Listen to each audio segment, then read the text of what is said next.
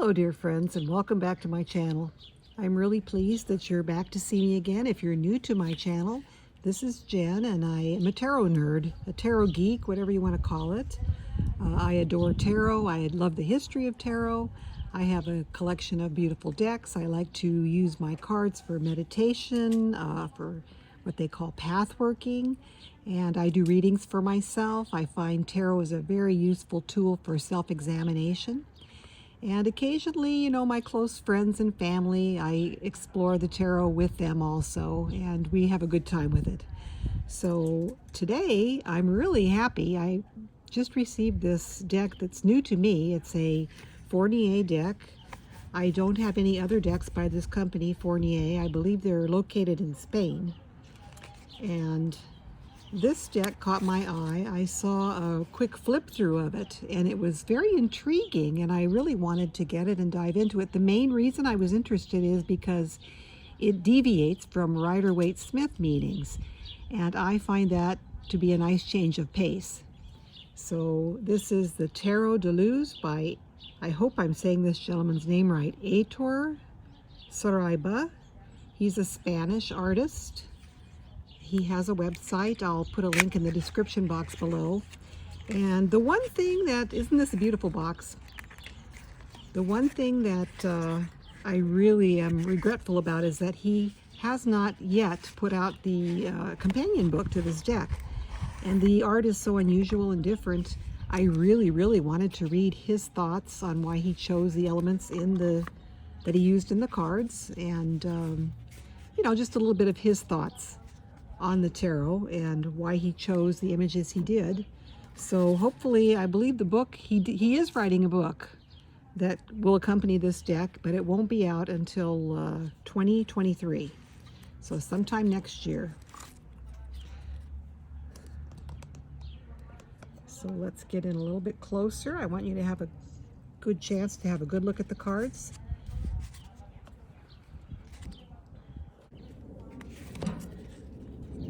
Now, I don't know if there was originally an independent version of this deck, but this is a mass market version, I guess you would consider it.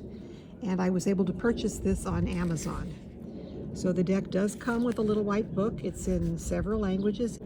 So as we come through each card, I'm going to take a little more time than normal today. So, hey, grab a cup, pull up a chair, and let's spend a little time on these cards. But I hope you enjoy it as much as I do, and that's why I want to spend a little more time on this deck. So the little white book. So we've got what is tarot, and there's a little bit of information on the history of tarot, which I believe his history is erroneous. It's claiming that the tarot was basically Egyptian or that it was related to Kabbalah, and basically, I don't think that's been considered to be accurate. The tarot is just considered to have evolved from a game of cards that was played in the Middle Ages, originating out of Italy, and before that it was cards that came through from the Middle East, and they were just gaming cards. So here are meanings, so you can see they're very brief.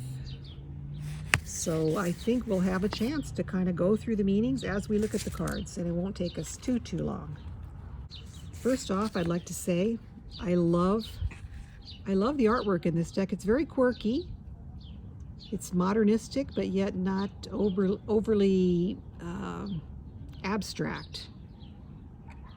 And there are certain elements that recur in a lot of the cards in this deck. There's the element of having the seeing eye there. The people oftentimes have on their forehead a heart or an eye or a planet, something along those lines. We see this vine in almost all the cards.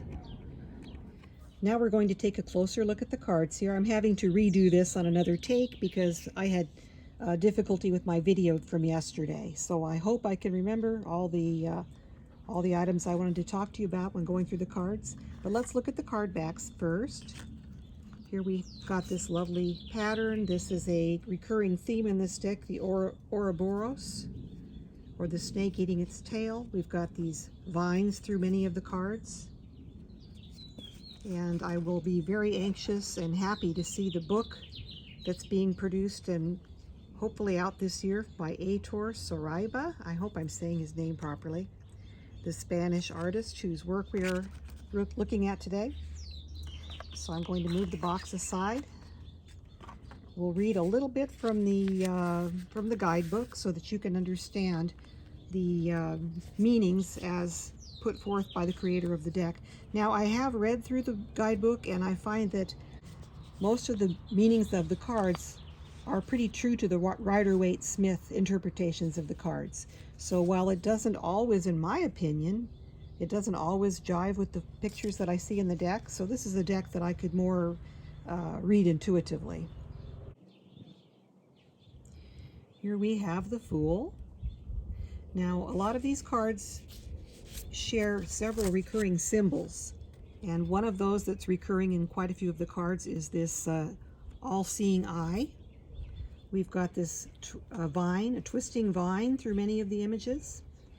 We have a lot of the planetary influences. This is a deck influenced by astrology quite heavily. At the bottom of these cards, we have the astrological symbols that are associated with the card. And we also have the, it looks like the Hebrew letters of the Kabbalah, which are associated with the cards as the way the artist interprets them. I really love the color palette in this deck. It's pastel, it's lovely. And it's sort of I call it a quirky deck, but it's also a very deep deck because of the symbols, and you can really take a deep dive in these cards. And per the guidebook, the Fool represents the spirit.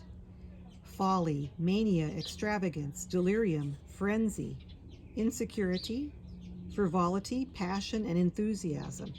And they do give reversed meanings. I am not one who reads reversals.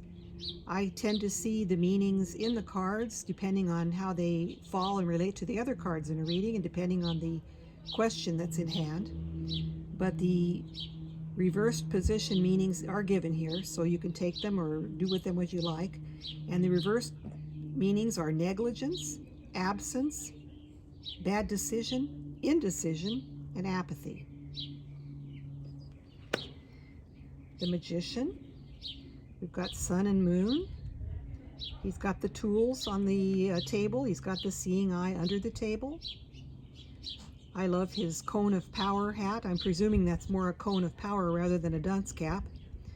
And I love that he's got the shamanistic antlers. He does have the tools on the table. It's a little bit difficult to see. They're rather small. You can see the pentacle, the cup, the wand, and the sword there. And again, we have the astrological sign down here, and they also repeat the astrological sign in the card. We've got the lemniscate, the infinity sign on his hat. He's got dice, so he's in the tradition of the medieval magician or street magician who did tricks. So that's rather a charming twist on the magician. Here we have the High Priestess. Another recurring symbol in these cards is the snake. You can see the snake here at her feet. She's also got pomegranates. You would think these might be her shoes, but I believe they're meant to be pomegranates. The vine symbol is throughout this card. She's got the veil of stars, the moon for her cheeks. She's got the book of knowledge on her lap, and the rays are emanating from the book, letting you know that it is a book of secrets and very important knowledge. And the meanings per the little white book represent secret knowledge or occult wisdom. Wisdom, common sense, learning, serenity, objectivity, foresight, perception, emotionlessness, impatience, unmarried, too practical, and teacher. So there are a lot of meanings, even though the book is a little book. There are a lot of keywords. There's a lot to unpack in this deck and in this book, even though it's a little booklet.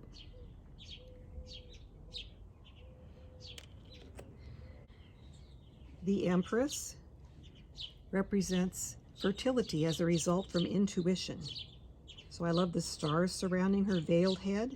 She's got the bird on her arm, standing on a moon that's got kind of a face represented in the moon, the vines at her side.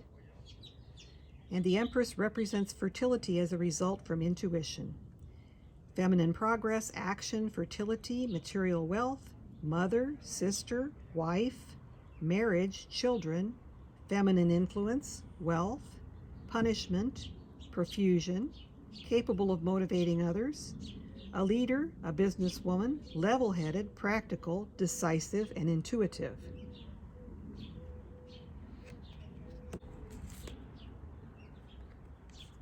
Here is one fault I have with this deck.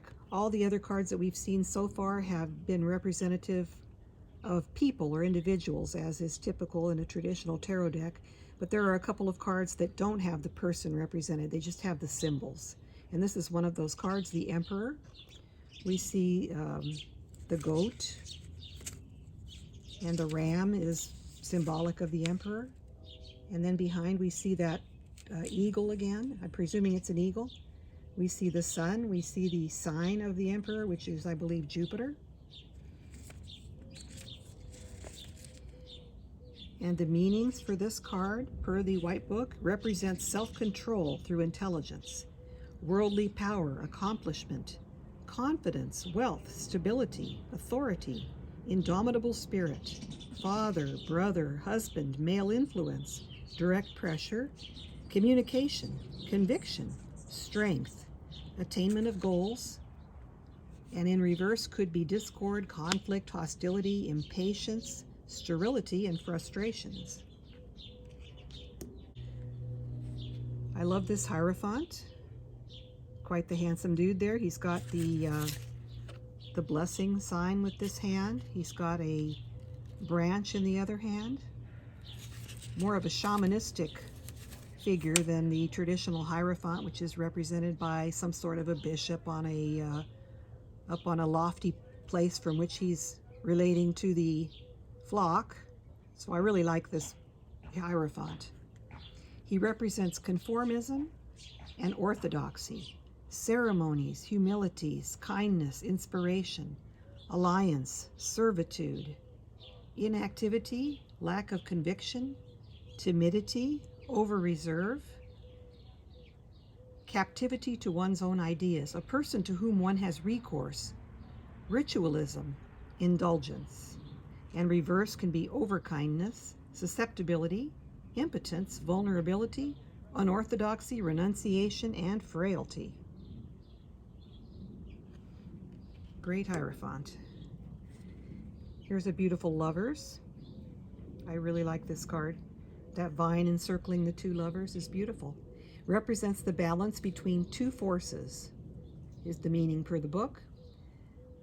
Love, beauty, unanimity, trials overcome, confidence, beginning of a possible romance, infatuation, tendency towards optimism, letting oneself go, the necessity of testing or subjecting to trial, struggle between sacred and profane love, and putting to the proof and yearning. In reversal could be failure to meet the test, unfaithfulness, separation, frustration in love and marriage, interference by others, fickleness, and unwise plans. I absolutely adore this Chariot. Look at those stags. Beautiful. The stars surrounding the driver's head. We've got the Cancer sign above his hand. Just beautiful. Per our little White Book, this represents the triumph of the mind, adversity, possibly already overcome, conflicting influence, turmoil, vengeance, success, escape, fleeing from reality, perplexity, and need for supervision. In reversed could be unhappiness, defeat, failure, conquered, and overwhelmed.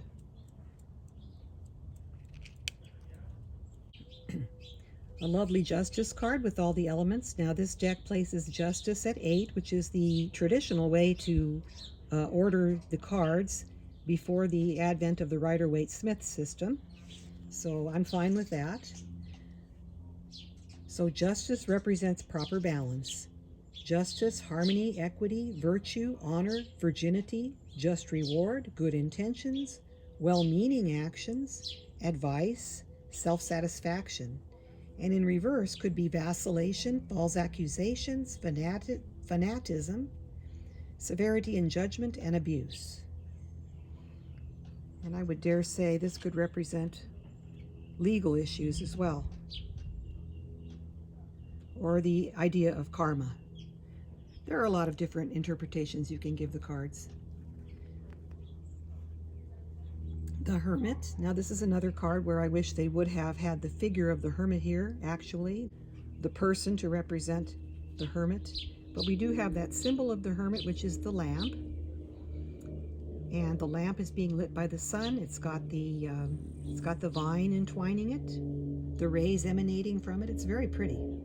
Represents the guiding spirit, counsel, knowledge, solicitude, prudence, caution, resignation, withdrawal, misguided, failure to face facts, and possessor of secrets. Could also be imprudence, incorrect advice, immaturity, rashness, and confusion.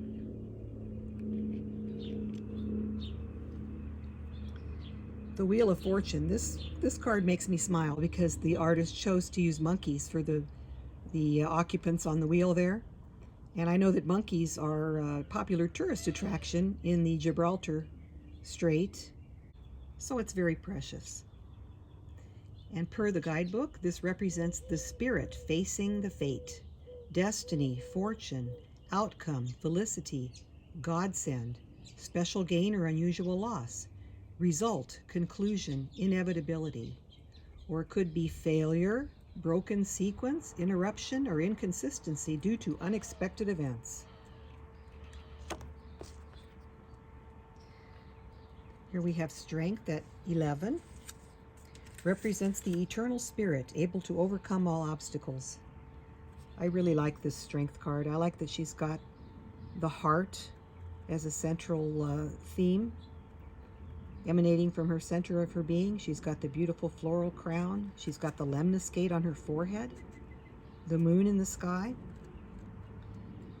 Represents the eternal spirit, able to overcome all obstacles. Strength, courage, conviction, energy, determination, defiance, action, fortitude, innate ability, zeal, fervor, attainment at considerable peril, conquest, heroism, virility, resolution, and physical abilities.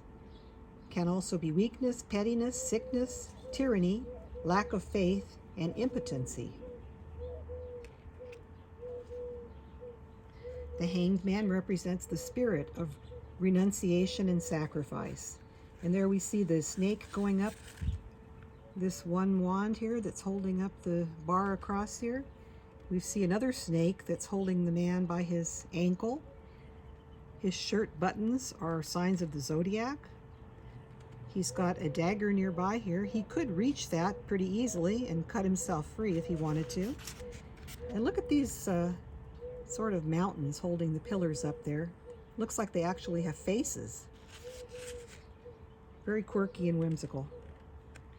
So the Hanged Man represents the spirit of renunciation and sacrifice, life in suspension, transition, apathy and dullness, boredom, abandonment, sacrifice, repentance, readjustment, regeneration, improvement, surrender.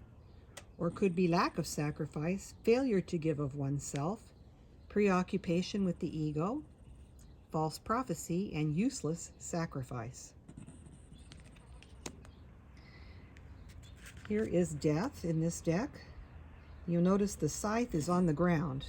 So this could be the figure of the reaper, or it could be the one who has been felled by the reaper.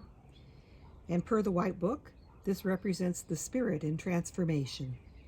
Unexpected change, loss, failure, the ending of a familiar situation or friendship, loss of income or financial security, illness, possibly even death. In reverse, we have stagnation, immobility, slow changes, partial change, avoidance of serious accident, and inertia. I like looks like the constellation Scorpio in the background there.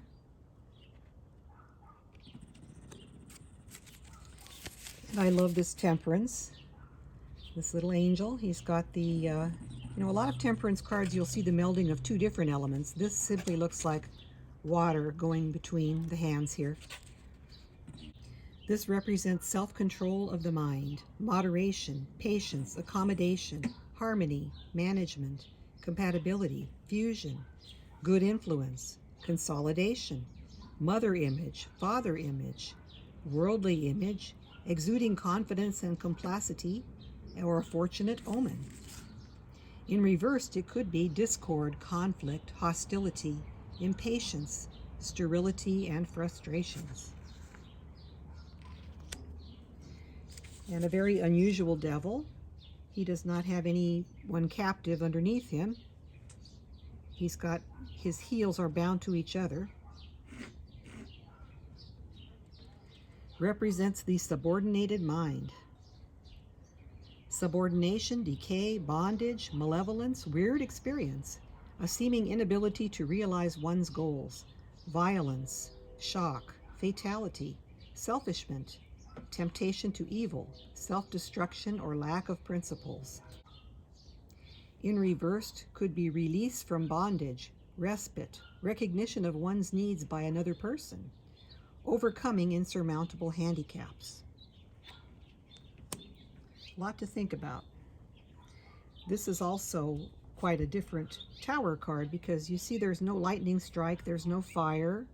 The people don't appear to be falling. They could possibly be falling, but it looks more like they're attempting to enter or climb up. So according to our white book, this represents the spirit facing destruction. Change in a complete and sudden manner, abandonment of past relationships, unexpected events, termination, adversity, downfall, disruption, loss of stability, loss of money, loss of love and affection. I guess we could say loss. Terrible change and annoyance. In reversed could be continued oppression, living in a rut, entrapped in an unhappy situation. The star, got the lovely bird there, flying, holding the jug, spilling the water, represents the spirit of hope and faith. Faith, inspiration, bright prospects, mixing of the past and present, fulfillment, pleasure, a promising opportunity. In reverse, unfulfilled hopes, disappointment, lack of opportunity, and stubbornness. I love this moon. It's serious yet playful. He's got a serious expression on the moon's face, but just having a face on the moon is sort of fanciful. Represents the spirit of inspiration, deception, twilight, obscurity, trickery, caution, warning, bad influence, ulterior motives, selfishness, slyness, a false promise, disgrace, slander, libel, being taken advantage of. How's that for an interesting twist on the moon card? Being taken advantage of. A failure to avoid the dangers which surround, or danger. In reverse, a minor deception recognized before damage is done, trifling mistakes, overcoming bad temptations, taking advantage of someone.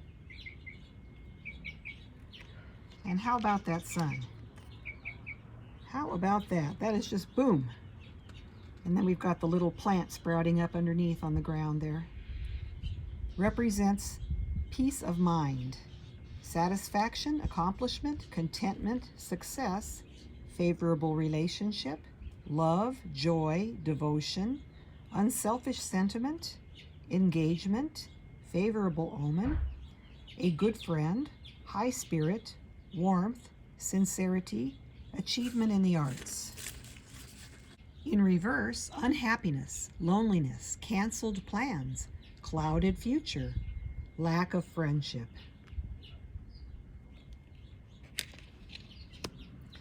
And a very beautiful judgment card. It looks like this person is being lifted to heaven by one of the aspects of the rainbow. Gorgeous. Represents the spirit of cosmic conscience, atonement, judgment, the possibility that present conduct toward other people is unfair and unkind, rejuvenation, promotion, the desire for immortality. The possibility exists that someone is taking unfair advantage of you and will be sorry in the future. Legal judgment in one's favor. In reverse could be delay, aversion, incapacity to understand the facts, indecision, divorce, theft, alienation of affection.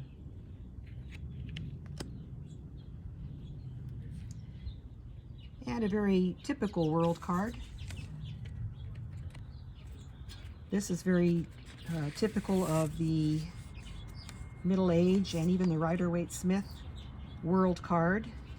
And the four elements at the corners at one time represented the four evangelists.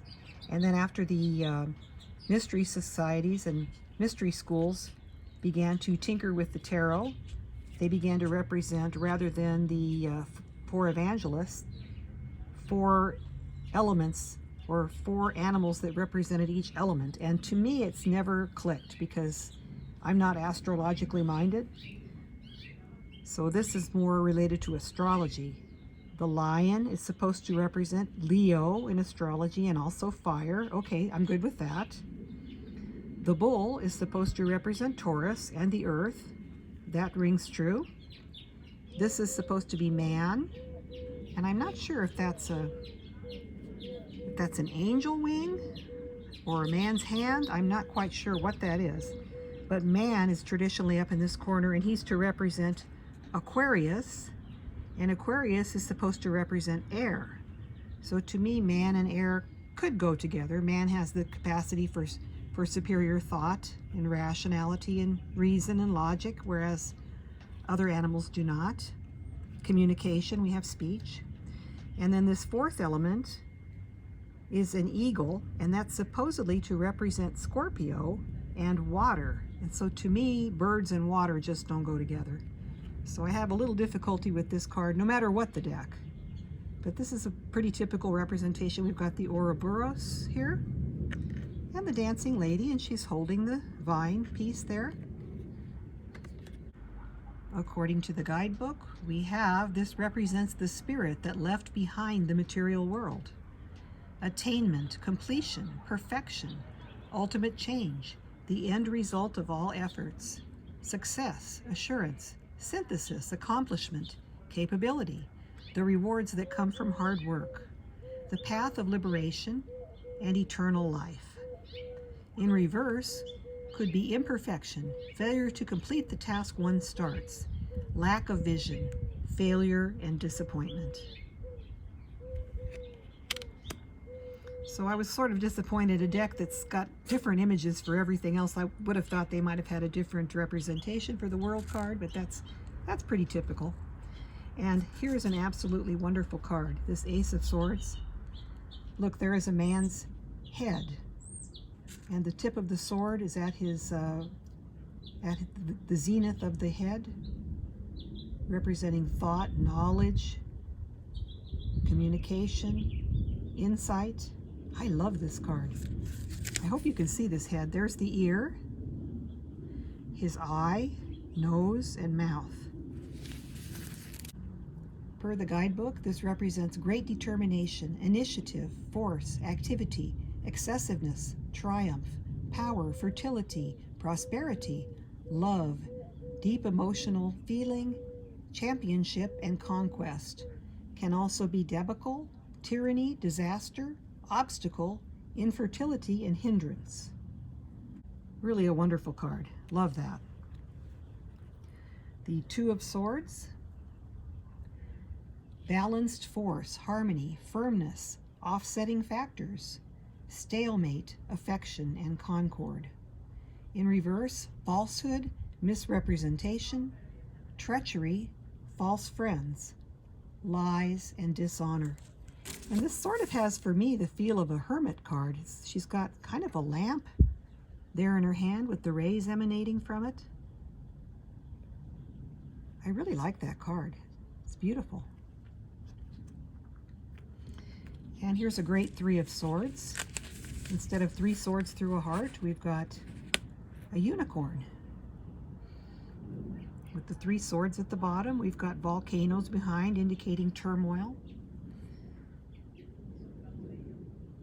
Per the guidebook, this represents absence, sorrow, strife, removal, diversion, opposition, delay.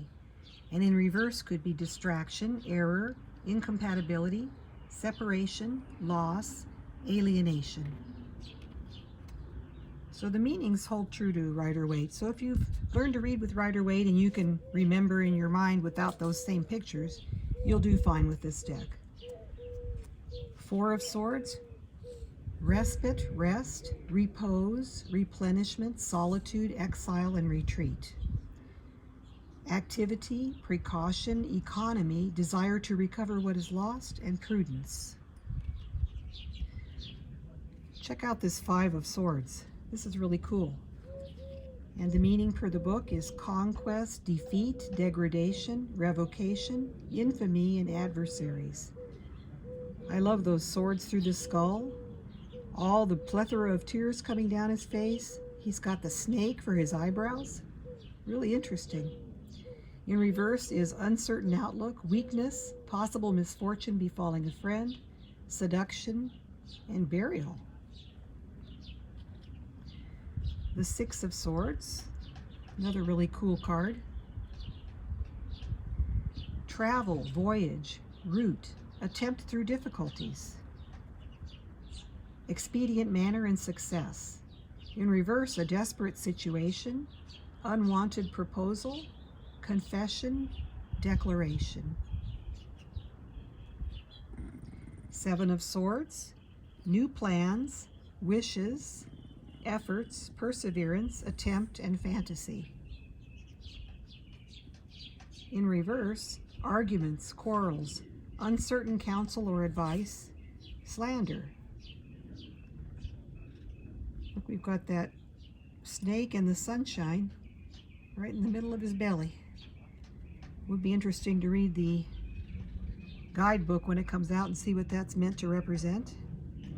Here we have Eight of Swords. Gosh, I love that he's got the clouds to represent his mind. He's got 8 swords surrounding the third eye. Lemniscate below. Shooting stars or comets. I really like that. Crisis, calamity, imprisonment, criticism, sickness, or calumny.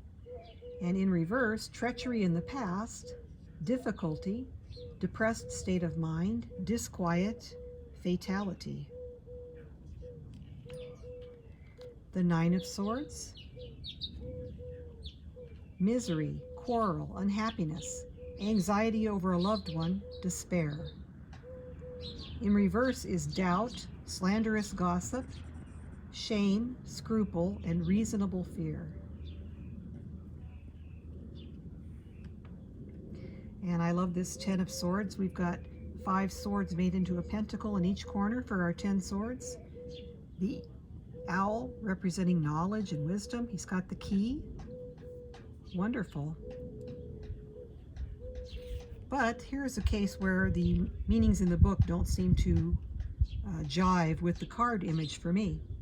The meanings given in the White Book are ruin, pain, desolation, misfortune, grief, trouble, and disappointment. Makes me wonder if the artist actually wrote the meanings in this guidebook. They don't a lot of times match, in my opinion. Reverse position for this card: benefit, temporary gain, passing success, favor, and advantage. The Knave of Swords. Really love him.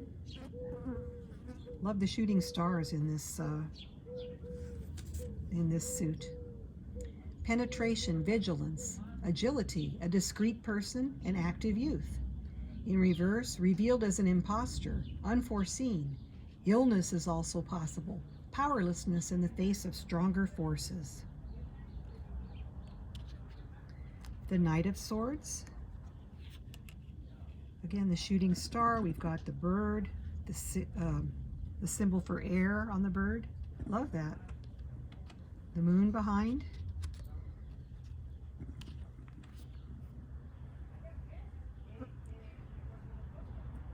So the Knight of Swords represents bravery, skill, opposition, and war, heroic action, capacity. Reversed is incapacity, imprudence, simplicity, disunion, and impulsive mistakes. Queen of Swords, sharp, quick-witted, intensely perceptive. Misfortune, loneliness. Reversed, narrow-mindedness, maliciousness, fanaticism, deceitfulness, vengefulness, a treacherous enemy. I love that she's sitting on a storm cloud. Very cool. The King of Swords also is surrounded by clouds and rain, stormy weather. I love the look on his face, though. He looks like, yeah, I've got everything under control. The meaning from the book for King of Swords: an active and determined person, experienced, authoritative, controlled, justice, force, superiority, a professional man, highly analytical. In reverse, a person who may pursue a matter to ruin, cruelty, conflict, and selfishness. In general, I would have preferred a little more depiction of fire for the wand suit. We don't have much of that in this deck. But still pretty nice images. We've got that all-seeing eye there in this Ace of Wands. And this is representing creation, beginning, fortune, start of an undertaking, birth of a child, adventure. In reverse, a false start, cloudy outlook, decadence, humiliation, and cancellation of plans. The Two of Wands. This is another one that the meaning just doesn't seem to make sense to me. Mature individual, housekeeper, attainment of goals and needs, boldness, a dominant personality. In reverse, sadness, trouble, loss of faith, and an unexpected surprise. Now, to me, this card is all about making plans, forging a partnership to move forward in some kind of endeavor.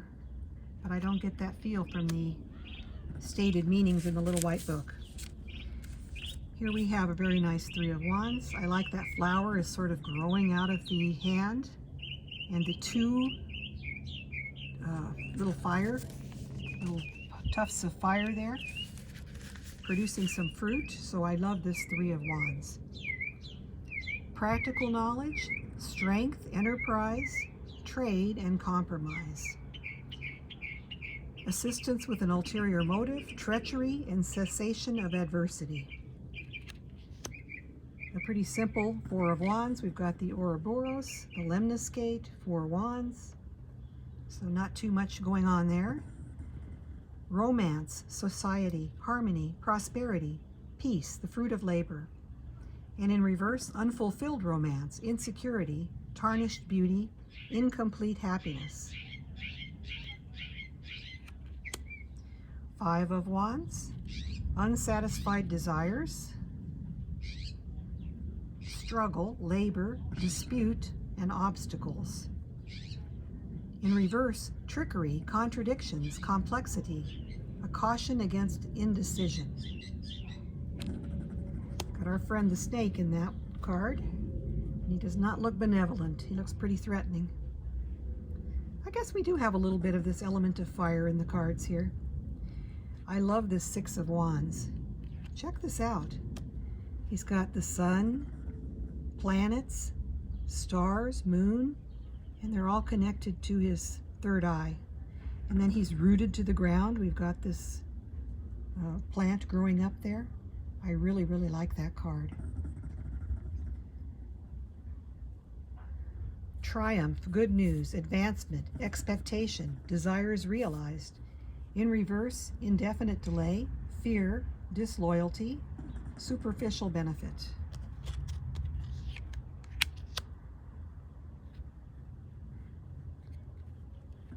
The Seven of Wands. Very interesting card. Looks like he's got the wolf at the door there. Got the all-seeing eye. He's got a symbol of air on his t-shirt, his yellow t-shirt. And the wolf has the infinity sign. I guess that means the wolf is going to be always present. Success, gain, overcoming obstacles and challenges, advantage. And in reverse, consternation, anxiety, embarrassment, hesitancy causing losses, and perplexity. The Eight of Wands. Very interesting. Rather than the 8 wands flying through the air that we see in most decks, Here we've got this snake forming a lemniscate. Got a little fire on top of his head there. And they do have the same meaning per the little white book. Swift activity, speed, hastily made decisions. The way I can tie that in is that this sort of a figure 8 represents perpetual motion. So that could be interpreted as swiftness. You know, you can go as quickly as you want and you'll never stop, because it's a perpetual sign there, the figure 8. No beginning and no end. So this represents also thorns of dispute, jealousy, harassment, quarrels, delay, and discord. And here we've got a real fiery card, the 9 of Wands. Expectation of difficulties and changes, awaiting tribulation, anticipation, hidden enemies, deception, discipline, a pause in a current struggle. Look at the owl rising up. That's really interesting. In reverse, we've got adversity, problems, delays, disaster, barriers to overcome, and ill health. Great 9 of Wands. The bonfire. 10 of Wands. Problems soon to be resolved, striving to meet a goal or to maintain a certain level or position, possibly using power for selfish ends. In reverse, we have difficulties, intrigues, treachery, a traitor. Some losses will occur. So in general, I like this 10 of Wands much better than the oppression symbol that we see in most decks. We do have the dark clouds above, lightning, but it gives me more of a feel of something new beginning again. So I do like that, 10 of Wands. Okay, then we have the court card for the Wands suit. How do you like that knave? He's pretty cute. He's got an awfully nice big club there. He represents penetration, vigilance, agility, a discreet person, or an active youth. In reverse, an imposter, unforeseen. Illness is also possible. Powerlessness in the face of stronger forces. Love this Knight of Wands. I love that he's riding on a lion, which of course is associated with fire, and the suit of Wands. Bravery, skill, opposition and war, heroic action and capacity. In reverse, we have incapacity, imprudence, simplicity, disunion, and impulsive mistakes. Well, that's 2 knights that we've read that in reverse represent impulsive mistakes. I think the other knight of swords also was said to represent impulsive mistakes. Queen of Wands. I love her because her hair looks fiery, but yet it's got fish all throughout it. So she's the merging of fire and water, which is what you would expect from the Queen of Wands. Queens all represent water, and wands in particular are fire. So we've got the merging of fire and water. Sharp, quick-witted, intensely perceptive, misfortune, and loneliness. In reverse, we have narrow-mindedness, maliciousness, fanaticism, deceitfulness, vengefulness, or a treacherous enemy. Not sure what the little eggs or stones down there are supposed to represent. Interesting. And we've got another cool king, the King of Wands. His heart is fiery, an active and determined person, experienced, authoritative, controlled, justice, force, superiority, a professional man, highly analytical. In reverse, a person who may pursue a matter to ruin, cruelty, conflict, and selfishness. Okay, and then we're going to move on to the suit of cups. These cups are represented like the cups in some of the more medieval style decks where the cup has a lid on it. So that's pretty traditional, so I don't have an issue with that. All of our aces seem to have that knowing eye attached to them. So the Ace of Cups is meant to represent fulfillment, perfection, joy, fertility, opulence, and productiveness. In reverse, change, erosion, instability, sterility, unrequited love, clouded joy, false heart, inconsistency, and alteration. The Two of Cups, we don't have two separate individuals. We have one person with a heart representing the bulk of his being, and he's holding two cups. And we've got that vine surrounding, got rays emanating from his heart. I mean, really, we've seen those rays in other cards, but in this card, they're really pronounced. And his heart is really large. So that gives you the impression of an intense amount of emotion associated with this card. Love, friendship, beginning or renewed passion, union, cooperation, connection. In reverse, we have unsatisfactory love, false friendship, separation, and crossed desires. Three of Cups. We don't have three individuals celebrating and holding their cups up high, but we've got another huge heart, and that heart is on fire. Conclusion, comfort, healing, satisfactory result, and compromise. In reverse can be excessive pleasures, overabundance, loss of prestige, or delays. Here is another card where the stated meaning in the little white book does not seem to represent what's on this card, because I see two swans who mate for life and who look entwined and very satisfied with each other. But the meaning in the little white book says weariness, aversion, disgust, infelicity, stationary period. And in reverse, new possibilities, new acquaintance, new knowledge. I think it's a beautiful card, and I love it for the Four of Cups. Here's another one that I absolutely adore, having Cupid as the Five of Cups.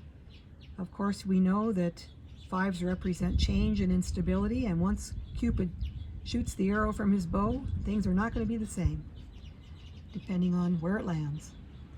So Five of Cups represents partial loss, friendship without real meaning, marriage without real love, error, inheritance, imperfection, incomplete union or partnership, lament.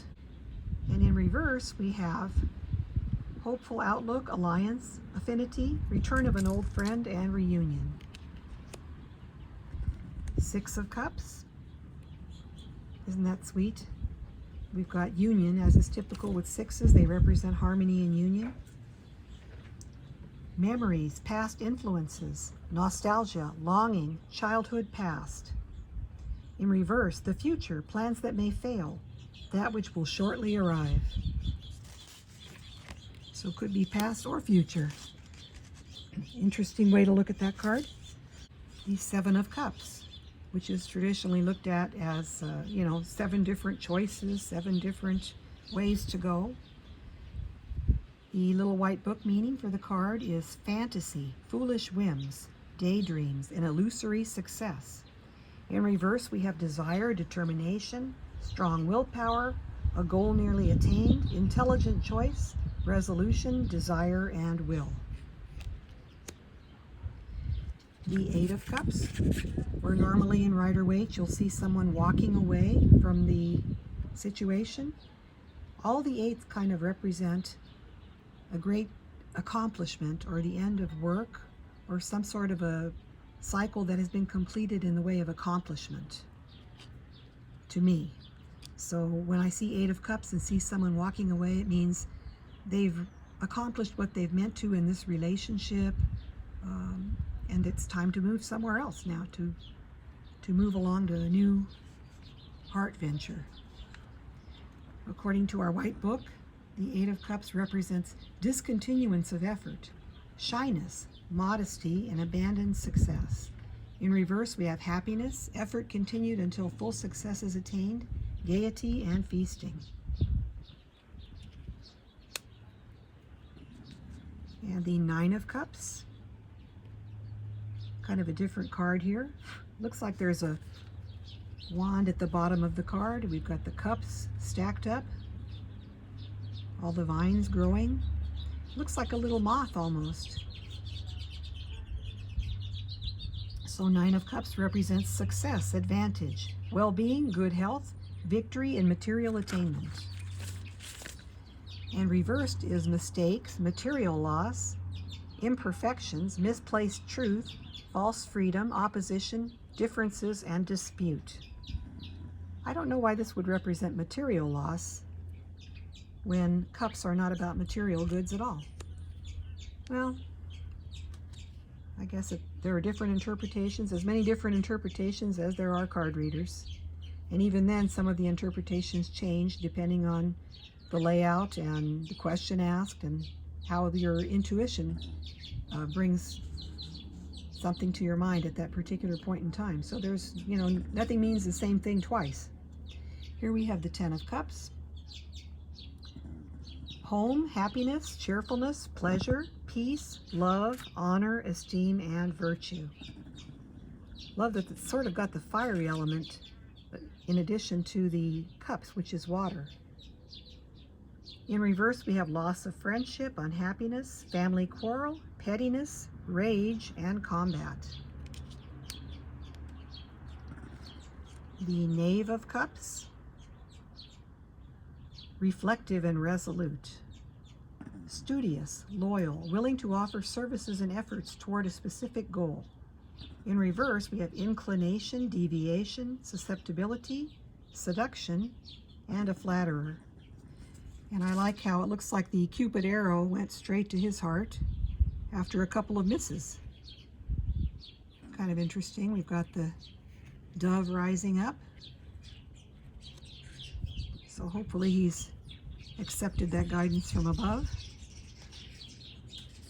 The Knight of Cups. An invitation or opportunity may soon arise. Arrival, advancement, attraction, challenge, and proposal. In reverse, we have subtlety, artifice, inducement, fraud, or a sly and cunning person.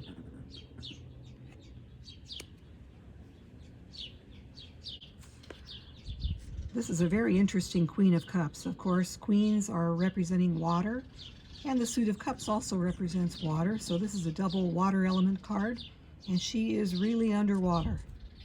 We've got the mer people there, treasure chest at the bottom. She's got a heart for her third eye. She's also holding a sword in addition to a cup. This is supposed to represent a warm-hearted and fair person, adored, devoted wife, practical and honest. In reverse, inconsistency of honor, not to be trusted, vice, and dishonesty. And here's a very cute King of Cups. He's got a big heart as well. Responsibility and creativity, a learned person, professional, businessman, a considerate person, kind, reliable, artist, generous, lawyer, scientist. In reverse, we have artistic temperament, double dealing, dishonesty, scandal, ruin, injustice, a crafty person without virtue, loss, shifty in dealings.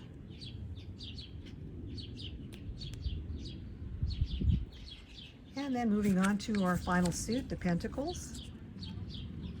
I really love this Ace of Pentacles. I don't know if you can see, but the fingertips, rather than fingernails, we've got symbols of the elements. Air, earth,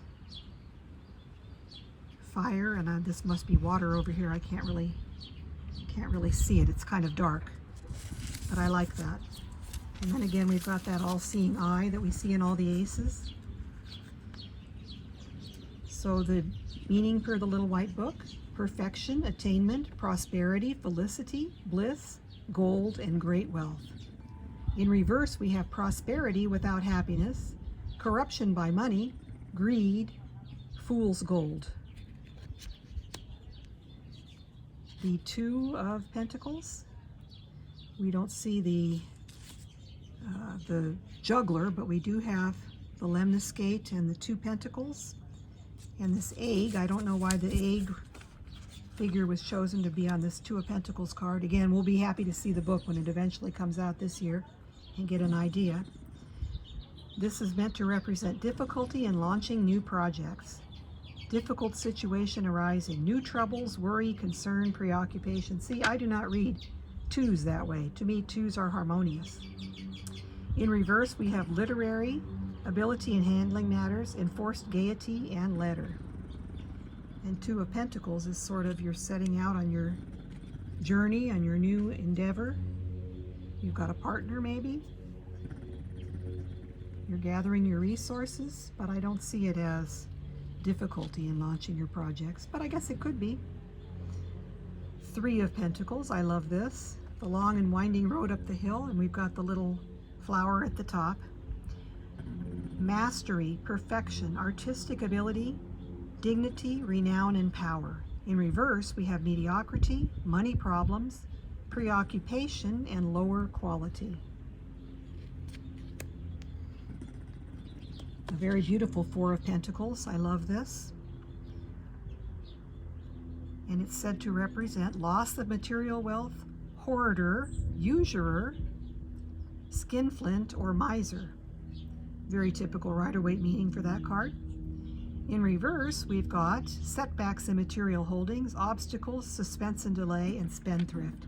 This is another card that I don't see the meaning as written in the little white book, representative of the image that I'm looking at. To me, that looks very stable, very happy, nothing miserly about it. A solid foundation for your financial future or your family's future. Five of Pentacles. Material trouble, destitution, loss, failure, error, affection. In reverse, we have reversal of bad trend, new interest in matters, and overcoming ruin. So as is typical for fives, we do have a ladder showing that you're trying to overcome some hurdles. Six of Pentacles. Philanthropy, kindness, material gain, gratification, and charity. In reverse, we have avarice, selfishness, jealousy, dangerous error, or an unpaid loan. A very beautiful Seven of Pentacles. Look at that dove. He's got a ribbon with signs of the zodiac on it. And this is meant to represent ingenuity, hard work, progress, wealth, and successful dealings. In reverse, we have anxiety, uneasiness, imprudent actions, or loss of money. Eight of Pentacles, a lovely peacock. Fast apprenticeship, craftsmanship, candor, frankness, modesty, and effort. In reverse, we have lack of ambition, vanity, sensitivity, disillusionment, usury, which is charging people too much interest on a loan, hypocrisy, and intrigue.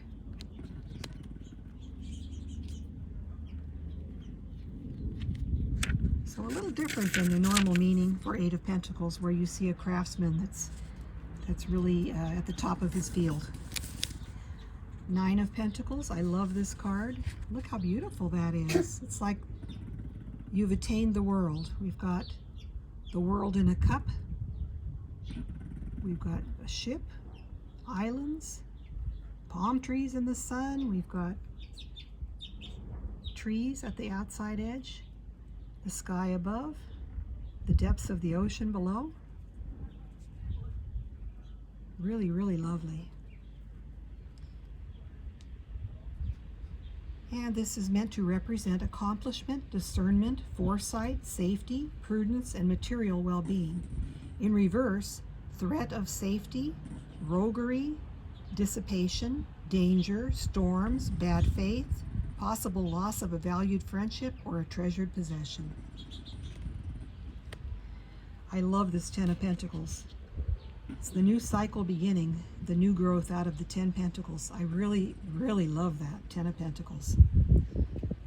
Riches, security, intactness, family, ancestry, inheritance, and dwelling. In reverse, we have possible loss, risk, robbery, loss of inheritance, dissipation, gambling. Knave of Pentacles. It's an amazing card. Look at the planets surrounding his head. the pentacle in his chest, the earth below. The knave is to represent study, deep concentration and application, reflection, respect for science, philanthropist, bearer of news. And in reverse, we have illogical thinking, rebelliousness, wastefulness, loss, or unfavorable news. The Knight of Pentacles. I really love this. Look, he and the horse both are looking at the goal, the star ahead, moving forward with optimism. I like that. Look at the owl below there. A mature and responsible person, methodical, persistent, laborious. In reverse, we have stagnation, carelessness, inertia, limited dogmatic views, and idleness. Normally, we don't see the horse with much movement in this suit of Pentacles, but I think in this case it works. Queen of Pentacles. Wealth, generosity, security, liberty, grace, dignity, and prosperity. In reverse, we have false prosperity, suspense, suspicion, responsibilities neglected, vicious person, fearful of failure, untrusting person.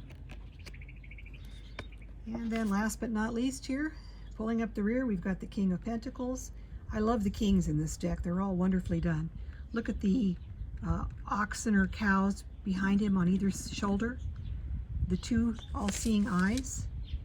These symbols of the harvest.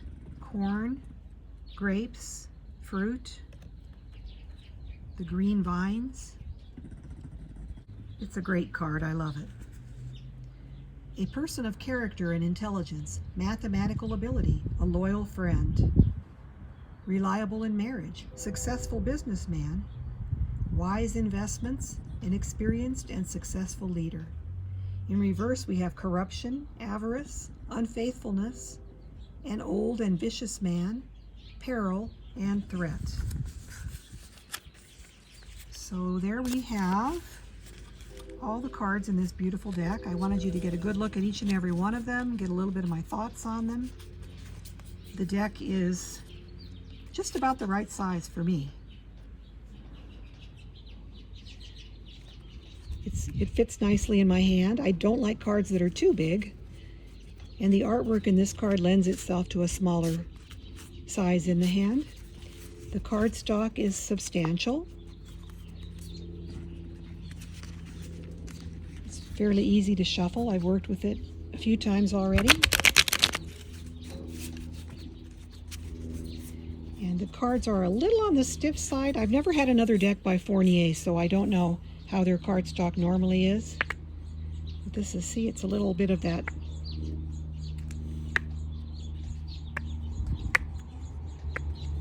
so that's not good. But I've certainly seen worse than this. And the cards are not glossy or matte, but they don't stick. That's the important thing for me. I don't like cards that stick together. So while these are not what I'd call buttery, and I would like a linen finish and maybe a little bit of nice, more dense cardstock that didn't do that. Other than that, I highly recommend this deck, and for the price, you really can't beat it. So I hope you enjoyed this quick run through. I love this deck. I find it very fanciful art that really touches my heart, and I love it. So take care, have a really good rest of the weekend, and we will talk to you all again very soon.